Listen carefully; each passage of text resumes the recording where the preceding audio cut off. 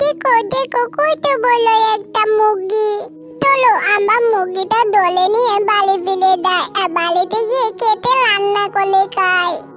কায়নাকার মুরগি এভাবে আমাদের নিয়ে যাওয়ার কি ঠিক হবে রে মা? মা দেখো আশেপাশে কেউ নেই, যদি কেউ থাকতো তাহলে তো বুঝাই যেত যে এটা কাল মুরগি। যেহেতু কেউ নেই, চলো এখন আমরা এটা নিয়ে বাড়ি চলে যাই। আচ্ছা ঠিক আছে, চল তাহলে। টুনি আর রিমা মিলে বাদা মুরগিটাকে নিয়ে বাড়ি ফিরে যায়।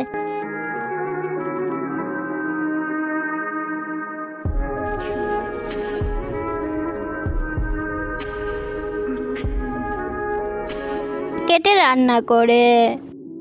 আর এদিকে বাঘ তার চেলা শিয়ালকে নিয়ে বাদা মুরগিটির কাছে যায়।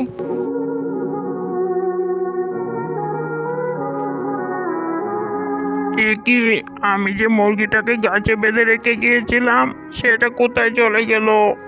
বাঘ মামা, আমি তো মুরগিটাকে অনেক শক্ত করে বেঁধে রেখেছিলাম, ওই একা চোটে কোথাও যেতে পারবে বলে মনে হয় না। তাহলে কি কেউ এসে মুরগিটাকে কোলে নিয়ে গেছে? হ্যাঁ বাঘ মামা, আমি এটাই বলতে চাচ্ছিলাম। আমার মনে হয় কোনো পাখি এসে মুরগিটাকে নিয়ে চলে গেছে। কার এত বড় সাহস যে আমার আহার কেড়ে নিয়ে যায়? শিয়াল, যা এক্ষুনি খুঁজে বের কর কে আমার মুরগি চুরি করেছে। কিন্তু এতগুলো পাখির মধ্যে আমি কি করে বুঝবো যে কে আপনার মুরগি চুরি করেছে? আমি তো ভেবেছিলাম তুই অনেক চালাক, কিন্তু এখন তো দেখছি তুই পুরোই গাধা। শোন, যার বাড়ির সামনে পলক দেখবি ভেবে নিবি সেই আমার মুরগি চুরি করেছে, আর তাকে ধরে নিয়ে আমার কাছে চলে আসবি। আপনি কোনো চিন্তা করবেন না বাঘ মামা, এই আমি যাব আর এই আসবো। এই বলে শিয়াল এক ছোটে জঙ্গলে চলে আসে আর এক এক করে সবার বাড়ি দেখতে থাকে। আর দেখতে দেখতে শিয়াল টুনির বাড়ির সামনে চলে আসে। আর তখনই শিয়াল টুনির বাড়ির সামনে পড়ে থাকা মুরগির পালকটি দেখতে পায়। আরে আরে আরে, তাহলে টুনি বাঘ মামার খাবার চুরি করে নিয়ে চলে এসেছে। দাঁড়া টুনি, আজ আমি তোর খবর খারাপ করে ছাড়ছি। এই টুনি চোরে, বেরিয়ে আয় বলছি। কি কি হয়েছে শিয়াল মামা, এভাবে তুমি ডাকছো কেন? চুপ টুনি, চুরি করে আবার বড় গলায় কথা বলছিস আমার সাথে? আমরা আমরা কি চুরি করেছি? আর তোমার কাছে কি কোনো প্রমাণ আছে শুনি? বাঘ মামার মুরগি চুরি করেছিস, আর তার প্রমাণ হলো এই মুরগির পালকগুলো। এই সামান্য পালকের জন্য তুমি আমাদেরকে চোর অপবাদ দিতে পারো না। অন্য কেউ হয়তো শত্রুতা করে আমার ঘরের সামনে এই পালকগুলো ফেলে যেতে পারে। এখন তোর মিথ্যে কথাগুলো রাখতো আর চল আমার সাথে বাঘ মামার কাছে। এবার তোকে বাঘ মামা খেয়েই তার পেটটা ভরাবে। মারিমা তাড়াতাড়ি কর, আমাদেরকে এক্ষুনি এখান থেকে পালাতে হবে। এরপর রিমা আর টুনি তাড়াতাড়ি করে সেখান থেকে উড়ে চলে যায়।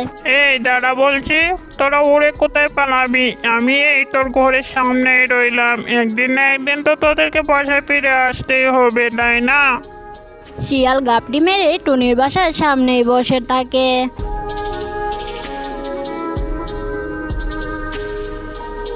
এদিকে টুনি আর রিমা উড়ে অনেক গভীর জঙ্গলে চলে আসে।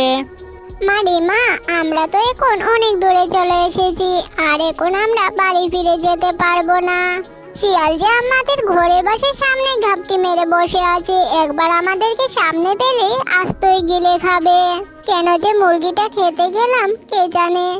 মা, ওই বালির আটাটা ছেড়ে দাও, আর চলো আমরা দুজন মিলে নতুন করে বালি বানাই। হ্যাঁ রে মা, এবার তাই করতে হবে। এই বলে টুনি এদিক সেদিক তাকায়, কিন্তু কোথাও কোনো কাঠ দেখতে পায় না। আমাকে এবার কষ্ট করে গাছ কেটে কাঠ বের করতে হবে, আর তা দিয়েই ঘর বানাতে হবে।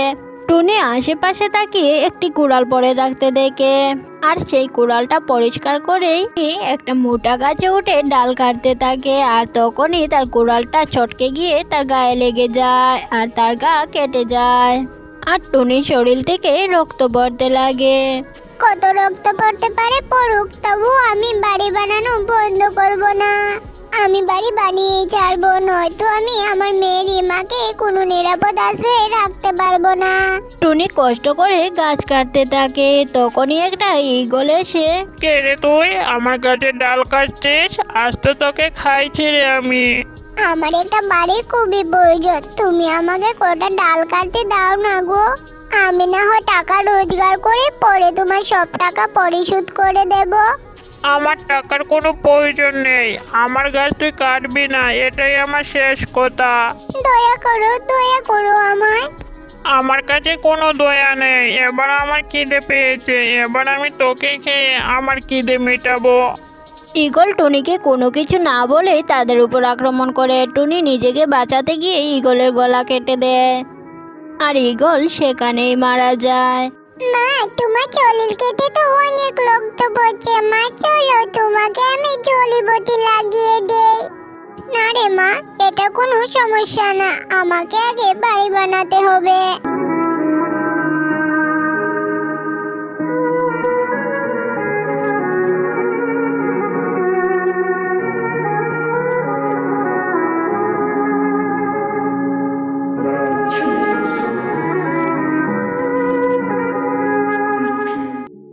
মা, তুমি তো তোমার কষ্টের বাড়ি বানিয়ে ফেলেছো।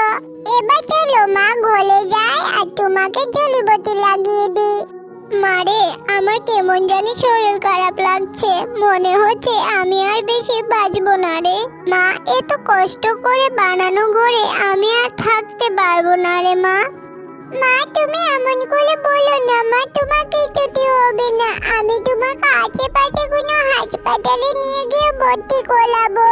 রিমা তার মাকে নিয়ে হাসপাতালে ভর্তি করানোর চিন্তা করে, আর এদিকে ঈগলের বউ ইগলি তার স্বামীর মৃত্যুর প্রতিশোধ দেওয়ার জন্য সেখানে চলে আসে।